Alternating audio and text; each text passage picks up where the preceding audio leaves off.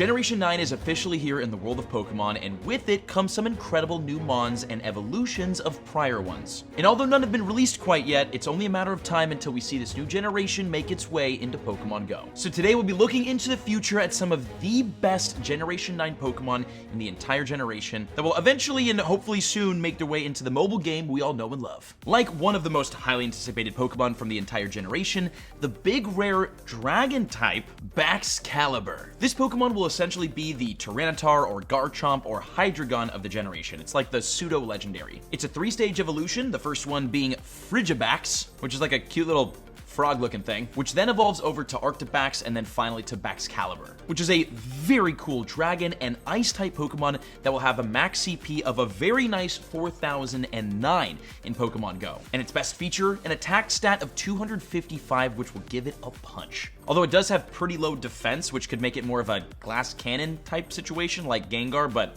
guess we'll have to see. Regardless, it will definitely be one of the coolest releases from Generation 9, and no doubt will be the main focus of some dragon-oriented event, hopefully in 2023. Or it's going to be put in 12-kilometer eggs, and we'll never see it unless we spend money to get it. And we all know how expensive this thing will be when it comes out shiny. Another heavy hitter from the new generation is the Pokemon Palafin. And although it may not look like much in its Zero form, its Hero form is a different story. See what they did there? Zero to Hero. Palafin is a 2-stage evolution and it evolves from the cute Finizen. Its Zero form, again, nothing special in Pokemon GO. It's a pure water type with a max CP of 2,179, but when transformed into its Hero form, it's a freaking beast. It will also be a pure water type, but it will max out at 4,481 CP. And that's not all. It has an attack stat of nearly 300. This might be one of the best water types in the game when released. And it should definitely be one of the highest, if not the highest CP Pokemon from Generation 9. Top 3 highest CPs.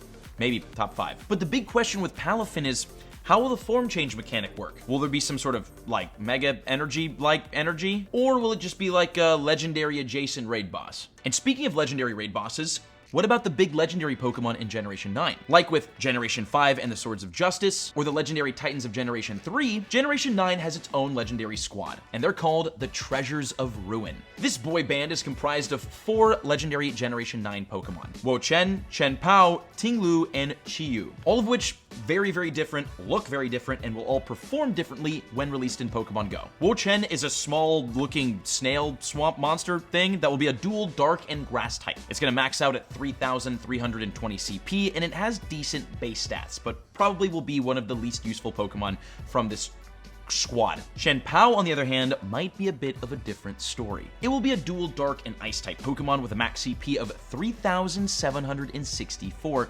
also with a very high attack stat. It should definitely pack a punch, but not the biggest punch of the group. Up next is Ting-Lu, which is most likely the most meta-relevant of these 4. Maybe. It's going to be a dark and rock type Pokemon with a max CP of 3,994. Both dark and rock type Pokemon are super useful in the raid boss meta, and with a max CP of nearly 4,000, it should be useful in both typings. And finally, the Flaming Goldfish Chi-Yu. Don't let its appearance fool you. It'll actually be a beast. This little guy is a fire and dark type with a whopping max CP of 3,908 and kind of an absurd attack stat of 269.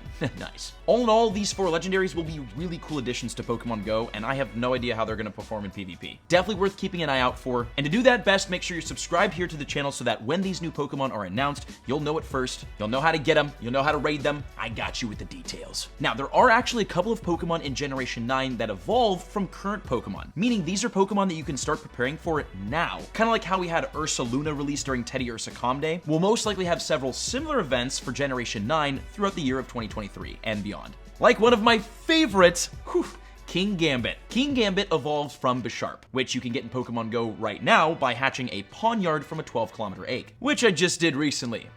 Shiny. King Gambit should absolutely see its day in the meta and will probably be one of the most relevant Pokemon from the entire generation, which makes getting a good Pawniard and Bisharp now sort of important. King Gambit will be a dual dark and steel type Pokemon, both typings very, very useful, and it will max out at 4,086 CP. The only problem, Pawniard is really hard to get. It's a very premium Pokemon. It's only available in the 12-kilometer eggs, which happen to be the most difficult and most expensive eggs to hatch in the game. So although King Gambit's release would be super epic during a community day, we'll most likely see it in line with some sort of Team Go Rocket event or 12-kilometer egg event, which will make it very expensive. The next Pokemon to prepare for will be much easier to get, Dunsparce, which evolves from, you guessed it, Surskit. No, obviously it's a Dunsparce evolution, and it's possibly a decent one. It maxes out at 3097 CP, and it's a pure normal type, so although it won't be good as a raid boss counter, it might be good in PvP. And also Dunsparce is a wild spawn, so this is just like a super easy and accessible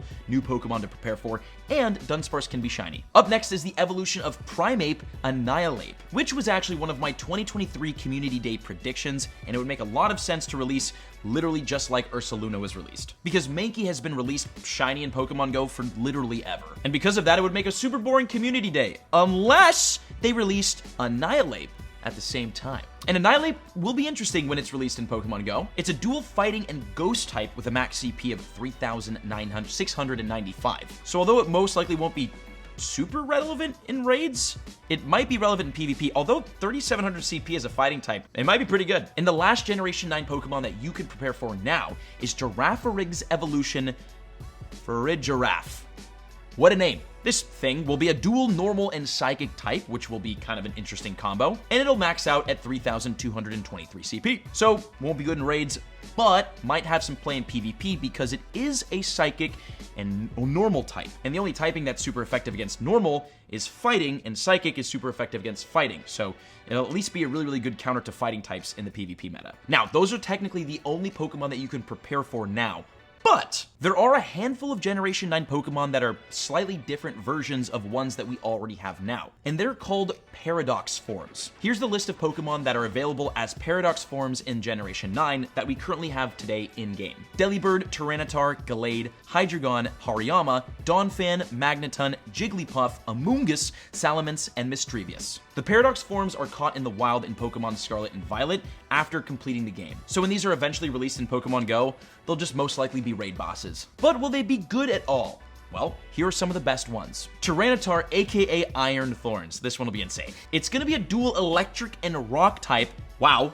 Could buy any flying type raid boss with a max CP of 4,250. These are literally two of some of the best typings in Pokemon Go when it comes to raid boss counters, just because of how many flying type Pokemon there are. This guy will be super useful. Then we have Gallade, aka Iron Valiant, which will be a dual fairy and fighting type with a max CP of 3,943. It does have an insanely high attack stat, so it should be good as both a fairy and a fighting type, obviously depending on its moves. And then Hydreigon, oh, this one's good, aka Iron Jugulis, it'll be a dual dark and flying type with a max CP of 3,929. It should be a decent dark type, obviously depending on the moves that it gets, because Hydreigon already is a top dark type in Pokemon Go because of its community day move. So we'll see how the iron version of it is, or the Paradox version. One of the most popular, and definitely one of the most popular shinies from the entire generation, is the Salamence Paradox form, aka Roaring Moon. This thing, I mean, looks incredible, and it will be a dual dark and dragon type with a max CP of 3,990, which should make it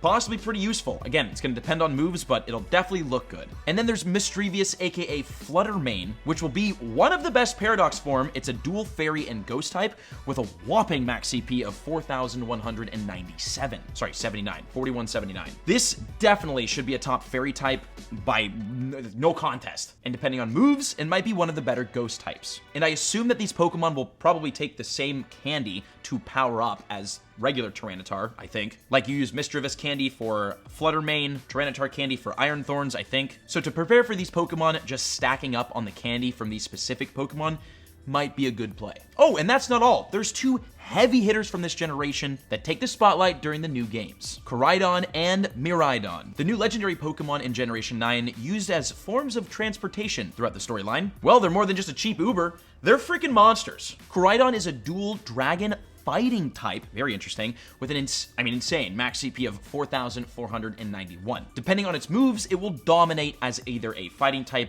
or a dragon type, and its sibling will be no different. Miraidon is a dual dragon electric type with same max CP of 4,491, which will also be a top contender for both of its typings depending on moves. These two will be really good in game. And they're both legendary Pokemon, which obviously means they'll both be released in the Tier 5 raids eventually, but they also have multiple forms, which could see a Genesect-like staggered release, which would kind of suck. Like, how many times has Genesect come back in raids and it hasn't been shiny because its butt is different slightly? But these two legendaries are absolute icons of the generation and will make great additions into Pokemon Go when released. And those are some of the top Generation 9 Pokemon to look forward to in Pokemon Go, hopefully in the near future. Let me know in the comments what your favorite Pokemon out of this list was, and check out the other videos on screen if you enjoyed. See you in the next video.